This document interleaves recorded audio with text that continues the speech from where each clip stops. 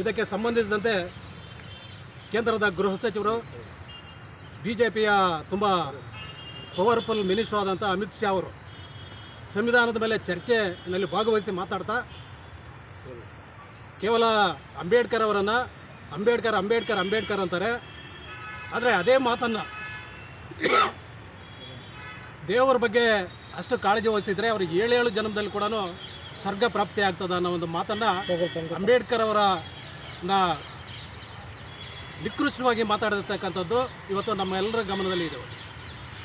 ಆ ವಿಚಾರದ ಮೇಲೆ ಆಪೋಸಿಷನ್ ಅಂದರೆ ವಿರೋಧ ಪಕ್ಷಗಳು ತಕ್ಷಣವೇ ಪ್ರತಿಕ್ರಿಯಿಸಿ ಇದು ನೀವು ಮಾತಾಡ್ತಾ ಇರೋದು ಸರಿಯಲ್ಲ, ಅಂಬೇಡ್ಕರ್ ಅವರ ಬಗ್ಗೆ ಮಾತಾಡ್ತಕ್ಕಂಥದ್ದು, ಅಂಬೇಡ್ಕರ್ ಅವರನ್ನು ಕೀಳಾಗಿ ನೋಡ್ತಕ್ಕಂಥದ್ದು ಮತ್ತು ಅಂಬೇಡ್ಕರ್ ಅವರನ್ನು ಖಂಡನೆ ಮಾಡ್ತಾ ಇರ್ತಕ್ಕಂಥದ್ದು ನೀವೆಲ್ಲರೂ ಕೂಡ ಇದು ಶುದ್ಧ ತಪ್ಪು, ಇದನ್ನು ಇವಾಗ ಕೂಡಲೇ ಈ ಒಂದು ಹೇಳಿಕೆಯನ್ನು ವಾಪಸ್ ತಗೊಳ್ಬೇಕಂತ ಒತ್ತಾಯ ಮಾಡುತ್ತೆ.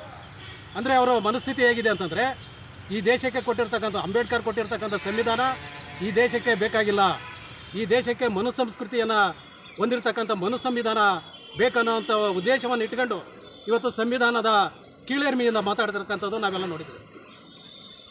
ಆದರೆ ಈ ದೇಶಕ್ಕೆ ಅಂಬೇಡ್ಕರ್ ಅವರು ಅನೇಕ ದೇಶಗಳ ಸಂವಿಧಾನವನ್ನು ಅಧ್ಯಯನ ಮಾಡೋದ್ರ ಮುಖಾಂತರ ಈ ಅನೇಕ ಬಹುಸಂಸ್ಕೃತಿಯ ಭಾಷೆ ಜನಾಂಗ ಇರತಕ್ಕಂಥದ್ದಕ್ಕೆ ಯಾವ ರೀತಿ ಸಂವಿಧಾನ ಬೇಕನ್ನೋದನ್ನು ಅಧ್ಯಯನ ಮಾಡೋದ್ರ ಮುಖಾಂತರ 2 ವರ್ಷ ಮೇಲ್ಪಟ್ಟು ಅವರು ಸಂವಿಧಾನವನ್ನು ಬರೆದು ಈ ದೇಶಕ್ಕೆ ಸಮರ್ಪಣೆ ಮಾಡಿದ್ದಾರೆ. ಆದರೆ ಸಮರ್ಪಣೆ ಮಾಡಿರ್ತಕ್ಕಂಥ ದಿನ ಅಂಬೇಡ್ಕರ್ ಅವರು ಹೊರಗಡೆ ಬಂದು ಮಾಧ್ಯಮದ ಮುಖಾಂತರ ಹೇಳ್ತಾರೆ, ಅವರು ನಾನು ಅತ್ಯುತ್ತಮವಾದಂಥ ಸಂವಿಧಾನವನ್ನು ಈ ದೇಶಕ್ಕೆ ಸಮರ್ಪಣೆ ಮಾಡಿದ್ದೀನಿ.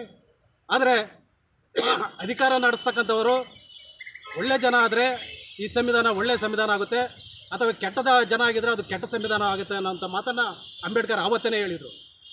ಆ ಒಂದು ಹೇಳಿಕೆಯನ್ನು ಇವತ್ತು ನಿಜ ಮಾಡ್ತಕ್ಕಂಥ ಒಂದು ಕೇಂದ್ರ ಸರ್ಕಾರ ಇವತ್ತು ಏನು ಅಮಿತ್ ಶಾ ಅಂತವರು ಒಬ್ಬ ಗೃಹ ಮಂತ್ರಿ ಆಗಿದ್ದಾರೆ.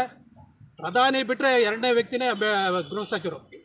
ಅವರು ಈ ಹಿಂದೆ ಗುಜರಾತ್ ಸರ್ಕಾರದಲ್ಲಿ ಗೃಹ ಮಂತ್ರಿ ಆಗಿದ್ದು ಬೇರೆ ಬೇರೆ ಕೇಸುಗಳಲ್ಲಿ ಸಿಕ್ಕಾಕೊಂಡು ಗಡೀಪಾರಿ ಆಗಿರ್ತಾರೆ, ಜೈಲಲ್ಲಿರ್ತಾರೆ. ಅಂಥ ಒಬ್ಬ ವ್ಯಕ್ತಿ ಇವತ್ತು ದೇಶನ ಮುನ್ನಡೆಸ್ತಕ್ಕಂಥ ವ್ಯಕ್ತಿ ಆಗಿರ್ತಾರೆ.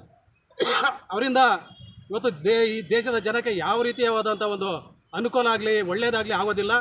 ಇವತ್ತು ಆ ಒಂದು ಹೇಳಿಕೆಯನ್ನು ವಾಪಸ್ ಪಡಿಬೇಕು ಮತ್ತು ಅವರನ್ನು ಕೇಂದ್ರ ಸರ್ಕಾರದಿಂದ ವಜಾ ಮಾಡ್ಬೇಕಂತೇಳಿ ಇವತ್ತು ಅನೇಕ ಸಂಘಟನೆಗಳು ಸಾರ್ವಜನಿಕರು ಇವತ್ತು ಹೋರಾಟಗಳು ಮಾಡೋದ್ರ ಮುಖಾಂತರ ಅವರನ್ನು ವಜಾ ಮಾಡ್ಬೇಕಂತೇಳಿ ಈ ಮುಖಾಂತರ ನಾನು ಒತ್ತಾಯ ಮಾಡ್ತೇನೆ.